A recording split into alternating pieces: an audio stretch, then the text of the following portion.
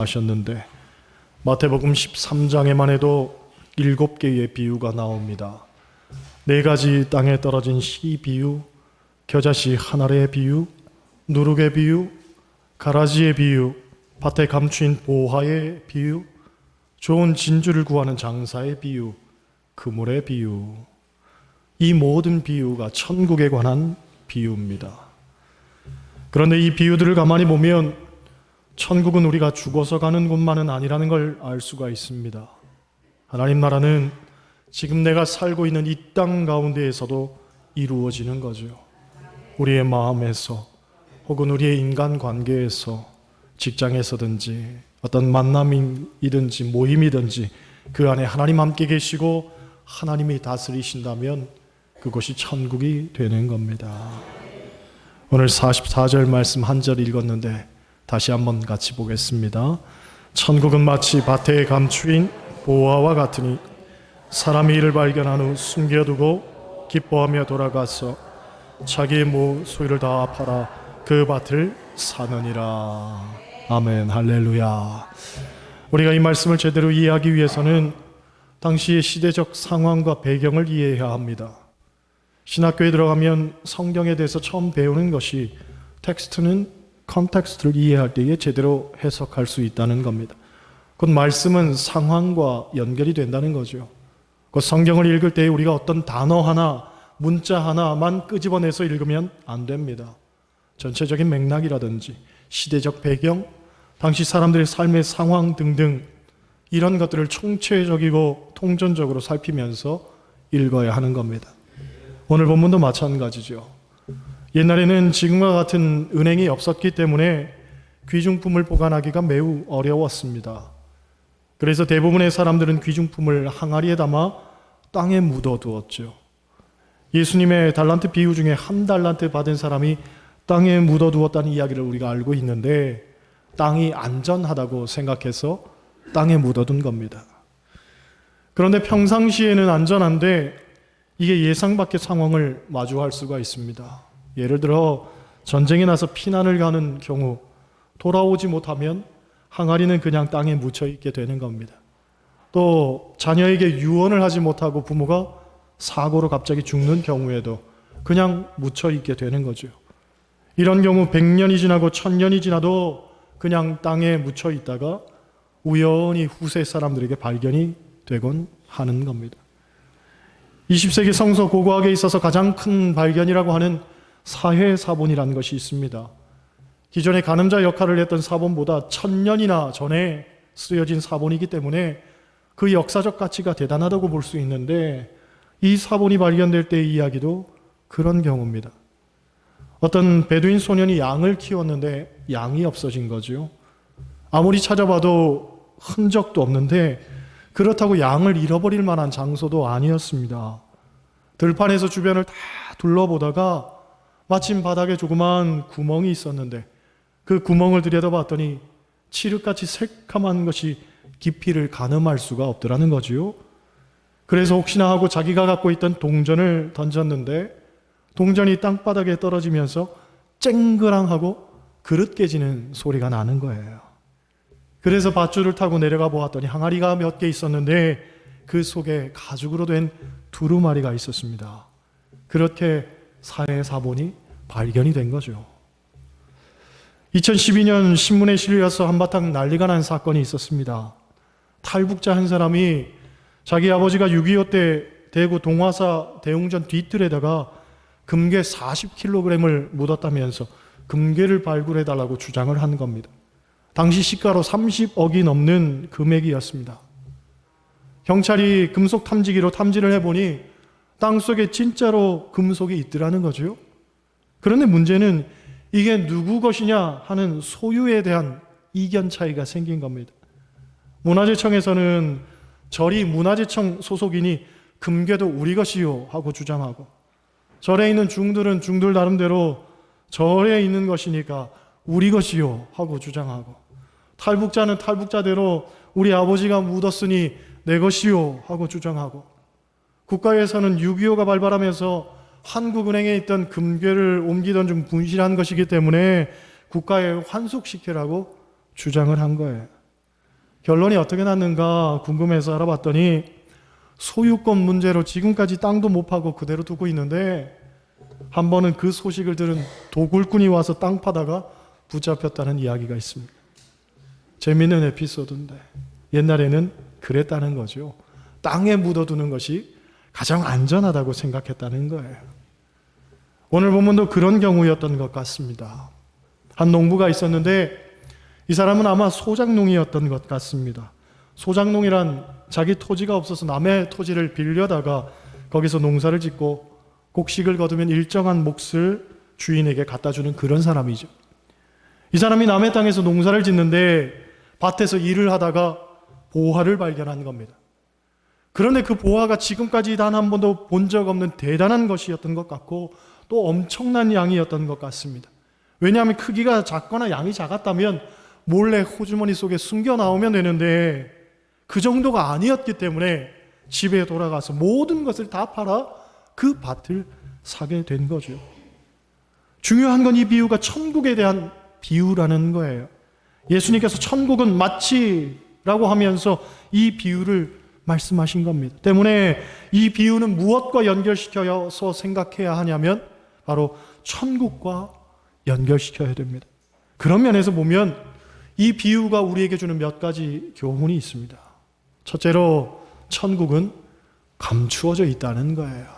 따라 하시겠어요? 천국은 감추어져 있다. 여러분, 천국은 감추어져 있기 때문에 쉽게 발견할 수가 없습니다. 그래서 어떤 분들은 천국이 과연 있을까 하고 의구심을 품기도 하고 어떤 분들은 천국이 없다 하고 단정을 짓기도 합니다. 하지만 마태복음 13장 11절을 보면 예수님께서 이런 말씀하시죠. 천국의 비밀을 아는 것이 너희에게는 허락되었으나 그들에게는 아니되었나니. 계속해서 13절, 내가 그들에게 비유로 말하는 것은 그들이 보아도 보지 못하며 들어도 듣지 못하며 깨닫지 못함이라. 곧 천국이 없는 것이 아니라 다만 보지 못하고 듣지 못하고 깨닫지 못하는 것일 뿐이라는 겁니다. 유명한 철학자 임마누엘 칸트는 이런 말을 합니다. 천국과 지옥은 있어야만 한다. 있다 없다 하는 사실을 시비하기에 앞서 이것은 반드시 있어야만 한다. 이 세상의 부조리를 볼 때마다, 불공평을 볼 때마다, 즉 잘되어야 하는 사람이 잘못되고 잘못되어야 마땅한 사람들이 오히려 잘되는 이 부조리 때문에 천국과 지옥은 반드시 있어야만 한다. 삶의 실존적 물음을 던진 철학자도 천국을 갈망하는 삶을 살았다는 것은 우리에게 분명한 교훈을 주죠. 천국은 모든 인류의 삶에 바른 가치를 부여하는 곳이라는 거예요. 사람이 사람답게 살기 위해서는 하나님의 심판과 상급의 장소가 반드시 있어야 한다는 말입니다. 마태복음 9장 35절을 보면 예수님께서 이 땅에 오셔서 행하신 사역을 마태복음 기자는 세 가지로 정의하는데 이렇게 말합니다. 예수께서 모든 도시와 마을에 두루다니사 그들의 회당에서 가르치시며 천국 복음을 전파하시며 모든 병과 악한 것을 고치시니라. 곧 예수님의 사역 주요 세 가지는 가르치시고 전파하시며 고치시는 것이었습니다. 무엇을 가르치셨냐면 말씀을 가르치셨고, 무엇을 전파하셨냐면 천국 복음을 전파하셨다는 거죠. 천국이 없다면 예수님이 그토록 천국 복음을 사람들에게 외치셨겠습니까? 천국이 있으니 그렇게 말씀하신 것 아닙니까?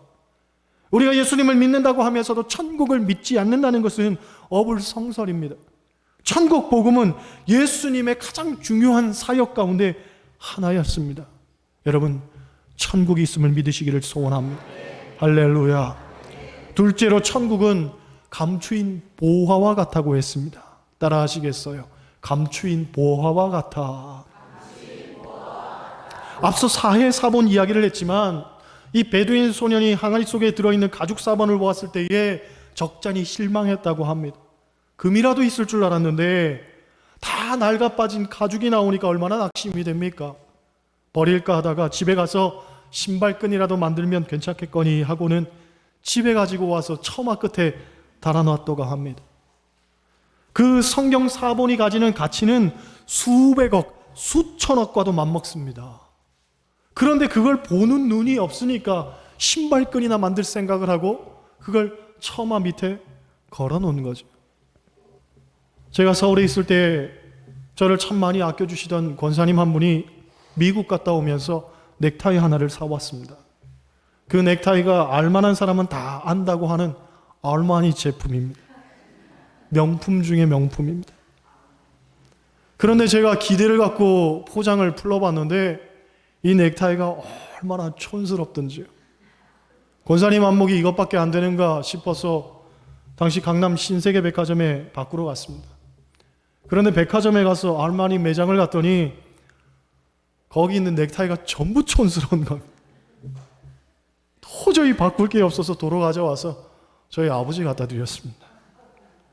당시 제 나이가 20대인데 명품은 소위 연세가 지긋하시고 사회적으로 성공하신 분들이 중후하게 맬 때에 멋이 나는 겁니다. 그런데 20대에 제가 매려고 하니까 그렇게도 촌스러운 게 없는 거죠. 동대문 가서 10,000원 주고 사는 게 낫지 백화점에서 수십만 원 주고 살 게 전혀 아니라고 생각을 한 거예요. 그러니까 명품도 명품을 보는 눈이 있어야 그게 명품인 줄 아는 겁니다. 제 주변에 수석 모으는 것이 취미인 분이 있습니다. 집에 가면 온갖 돌덩이를 그냥 다 갖다 놨는데 제 눈에는 짐되게 도대체 저걸 왜 갖다 놨는지 이해가 안 되는 거죠. 제가 아는 장로님이 주문진에서 고물상합니다. 새벽에 길거리 나가면 사람들 버린 쓰레기가 지천에 가득한데 장로님 눈에는 그게 다 돈으로 보인다는 거예요. 사람들이 돈 갖다 버렸다는 거죠. 천국도 그렇습니다. 천국은 영의 눈이 열리지 않으면 도저히 볼 수 없는 세계입니다. 고린도전서 2장 13절을 보면 영적인 일은 영적인 것으로 분별하느니라 하는 말씀이 있습니다. 육신의 눈으로 보이지 않는다고 천국이 없다고 말해서는 안 됩니다. 천국이 분명히 있습니다. 다만 영적 안목이 열려야지만 그걸 볼 수 있는 거지요. 여러분의 영적인 눈이 열리기를 소원합니다. 셋째로 천국은 밭에서 일하는 농부에게 발견됐다는 겁니다. 무슨 이야기입니까? 천국은 내 삶을 내팽개치고 찾아야 할 것이 아니라 내 삶의 자리에서 묵묵히 일할 때에 발견된다는 거예요. 오늘 본문에 나오는 농부가 그랬습니다. 매일의 삶에 성실하게 일했을 뿐인데 보화를 발견한 거죠. 성경을 보면 이런 일들이 비일비재합니다. 예수님의 탄생 소식을 가장 먼저 전해들은 사람은 베들레헴의 목자들이었습니다. 그들이 무엇하고 있었습니까? 양치고 있었습니다. 자기 삶의 자리에서 그저 묵묵히 일하고 있었는데 예기치 않게 천사의 방문을 받고 아기 예수의 탄생을 그들이 목도하게 된 거죠. 아브라함도 그랬습니다. 지나가는 나그네를 잘 대접했습니다. 그런데 천사인 줄 알고 그들을 대접한 게 아니라 그저 나그네를 대접했을 뿐인데 그 나그네가 알고 보니 하나님이 보낸 사자였던 거죠. 평소 나그네를 잘 대접하는 습관대로 했을 뿐인데 그것으로 인해서 하나님께서 복의 복을 더하여 주신 거죠. 리브가도 그랬습니다. 우물에서 어느 노인이 물을 달라 하는 거죠. 낯선 사람이었지만 어르신을 공경하는 마음으로 냉큼 물을 대접했습니다. 그런데 그 일로 인해서 그녀는 아브라함 가문의 며느리가 된 겁니다. 본인은 우연히 대접한 것뿐인데 거기에 하나님의 뜻이 있었던 거죠. 그런 겁니다. 우리가 볼 때에는 우연한 일이지만 하나님 편에서는 하나님의 섭리와 계획이 있는 거죠. 그러므로 우리가 할 일은 그저 묵묵히 자기의 삶의 자리에서 맡겨진 일을 충실히 감당하고 살면 되는 겁니다. 그러면 생각지도 않은 어느 때에 하나님의 축복과 역사하심이 임하게 되는 거죠. 자고로 그리스도인은 자신의 삶의 자리를 소중히 여길 줄 알아야 됩니다. 어떤 이단들은 삶을 내팽개치고 하나님께만 집중하라고 가르치지만 아닙니다. 지금 내가 하고 있는 일은 하나님 주신 겁니다. 하나님 일이 따로 있는 게 아니라 삶에 대한 긍정과 직업에 대한 사명의식을 갖고 살아야 되는 겁니다. 그게 하나님이 주신 일입니다. 어쩌다 보니 이 일을 한 게 아니에요. 하나님 맡겨주셨기 때문에 지금 그 일을 하고 있는 겁니다. 우리가 직업에 귀천이 없다고 흔히 말하는데 사명에도 귀천이 없습니다. 목회하는 목사만이 큰 사명 감당하는 게 아닙니다. 장사하는 분은 장사하면서 하나님 섬기는 마음으로 손님 대접하는 것이고, 직장 다니는 분은 직장에서 말씀대로 사는 본을 보이는 겁니다. 그게 사명 감당하는 것입니다. 게다가 어찌 보면 목회하는 것보다 장사하는 게 더 힘든 사명 감당하는 일일지도 모릅니다. 왜냐하면 목사야 만나는 사람들이 다 교인들이기 때문에 그래도 지켜야 할 선은 지키면서 관계를 맺습니다. 그런데 요즘 장사하는 분들 이야기 들어보면 아주 가관도 아닙니다. 진상 손님이 얼마나 많은지 하루에도 12번도 더 그만두고 싶은 마음이 든다는 거죠. 그런 손님들에게도 하나님 섬기는 마음으로 대접하는 것, 이게 보통 사명이 아닌 겁니다. 그러니 여러분, 장사하는 분들 힘내시기 바랍니다. 하나님이 아십니다. 그리고 하나님이 반드시 갚아주십니다.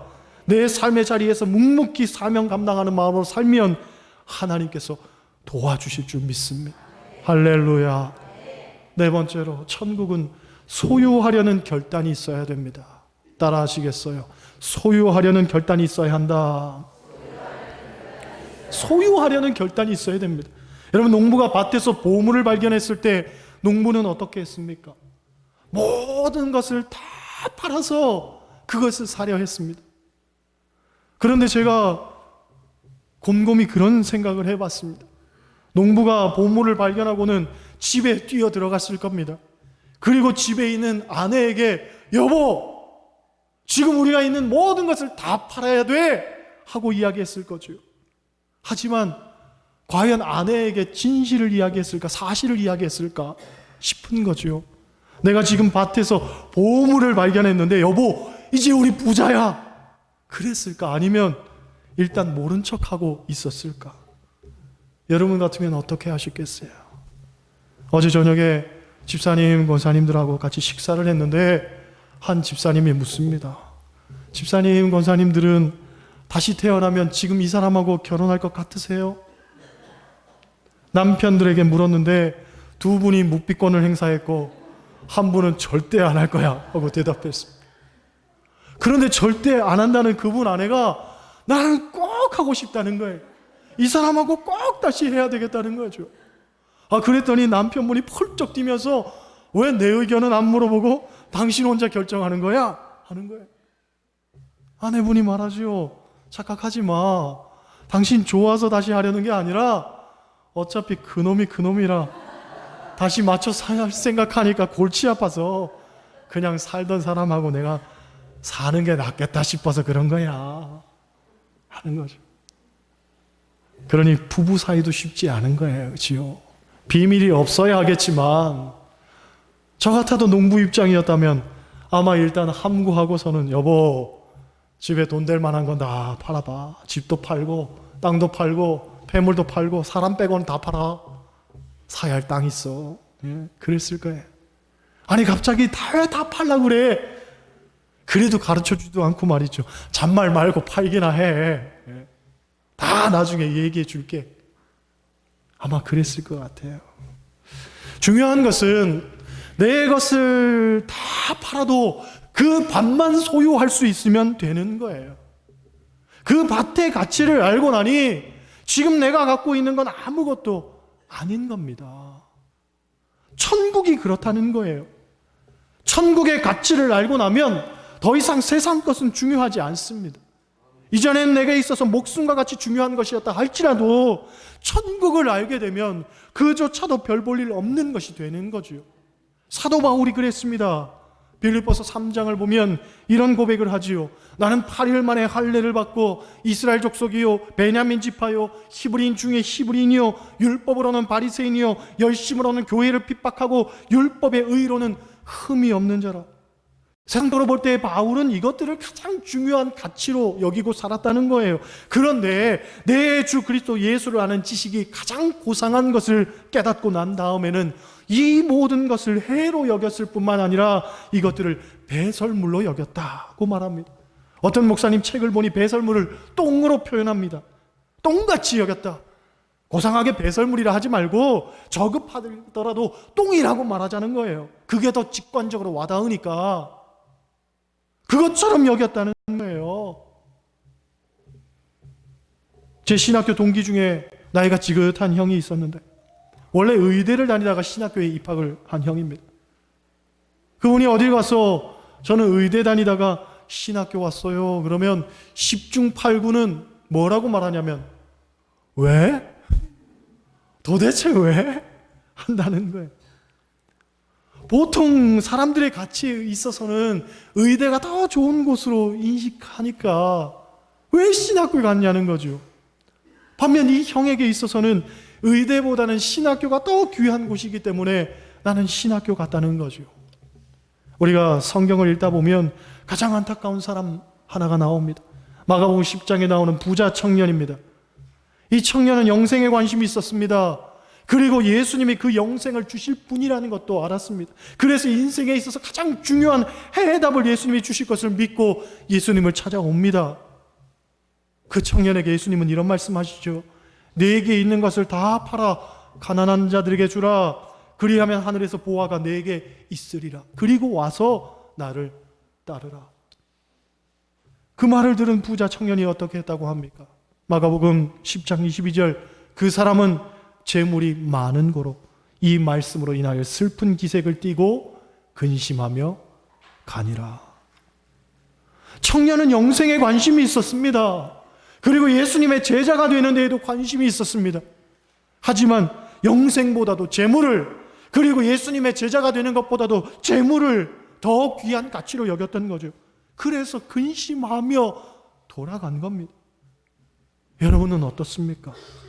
가장 중요한 가치가 무엇입니까? 예수님이 내 모든 것을 포기하고서라도 붙잡아야 할 뿐이라고 생각하십니까? 천국이 나에게 있어서 어떤 것보다도 귀한 것이라고 생각하십니까? 아니, 생각이 중요한 게 아니라 과연 천국을 얻기 위해 지금 내게 있는 것을 포기하라고 한다면 과연 포기할 수 있으시겠습니까? 여러분, 신앙생활은 즐기러 오는 것 아닙니다. 사람들과 좋은 관계를 맺으러 오는 것도 아닙니다. 내 목숨을 걸고서라도 천국을 소유하러 오는 것입니다. 모든 것을 포기하고서라도 천국을 쟁취하러 오는 것입니다. 가장 귀한 것, 반드시 얻고야 말겠다는 그런 결단이 여러분에게 있기를 소원합니다. 할렐루야. 마지막으로 보화를 발견한 사람은 기뻐했습니다. 기뻐했습니다. 농부가 보화를 발견하고 집으로 돌아가 자기 모든 재산을 정리하여 보화가 숨겨진 밭을 삽니다. 남의 땅 묻혀먹고 살던 농부가 이 보화가 든 항아리를 발견했으니 얼마나 기쁘겠습니까? 아마 밤에 잠도 못 자고 혼자 희죽희죽 웃었을 겁니다. 이게 꿈이냐 생시냐 자기 얼굴을 꼬집어보고, 그지요? 얼마나 행복했을까 상상을 해보면 여러분, 그의 삶에 얼마나 기쁨이 충만했겠습니까? 어렸을 때 저희 어머니가 신발을 하나 사줬는데 그 신발에 야광이 있었습니다. 그 새 신발을 이불 속에서 제가 끌어안고 그 깜깜한 밤에 야광을 보면서 희죽희죽, 이걸 신고 학교 갈 생각하니까 얼마나 기분이 좋은지 희죽희죽. 그런데 그 다음 날도 못 신었고 그 다음 날도 못 신었고 일주일 동안은 못 신었습니다. 아까워서. 하지만 기분은 좋았습니다. 너무 행복했습니다. 신발 하나만 얻어도 그렇게 행복한데 천국이 우리에게 주어졌다는 사실을 생각하면 여러분, 지금 인상 쓰고 있을 이유가 없습니다. 웃어 마땅한 일입니다. 그것도 희죽희죽. 이게 꿈이냐 생시냐, 그치요? 성경을 보면 천국을 소유한 바울은 항상 기쁨으로 넘쳤습니다. 감옥에 들어가서 옥중서신을 쓰면서도 항상 기뻐하라 하고 권면을 냈고, 그는 세상의 부귀영화를 분토처럼 여기고 살았습니다. 그래서 로마서 14장 17절을 보면 이런 고백을 하죠. 하나님의 나라는 먹는 것과 마시는 것이 아니요 오직 성령 안에서 희락과 평강이라. 할렐루야. 평강과 희락, 이것이 우리 그리스도인의 정체성이란 말이죠. 우리는 늘 기쁨이 가득한 삶을 살아야 되는 겁니다. 항상 기뻐하는 삶을 살아야 되는 겁니다. 여러분, 인생의 진짜 보화는 예수 그리스도요. 천국인 줄 믿습니다. 세상 것은 유한한 것이요 이슬 같은 것입니다. 움켜쥐고 또 쥐어도 절대로 그것들은 우리에게 만족을 주지 않습니다. 여러분의 영적인 안목이 열리기를 원합니다. 가장 귀한 가치가 무엇인지 깨달아지기를 원합니다. 천국은 세상 모든 것을 팔아도 아깝지 않은 것입니다. 가장 귀한 것입니다. 그것은 반드시 우리가 쟁취해야 하는 것입니다. 이 귀한 천국을 소유한 자로 사시기를 주님의 이름으로 간절히 축원합니다. 기도하시겠어요?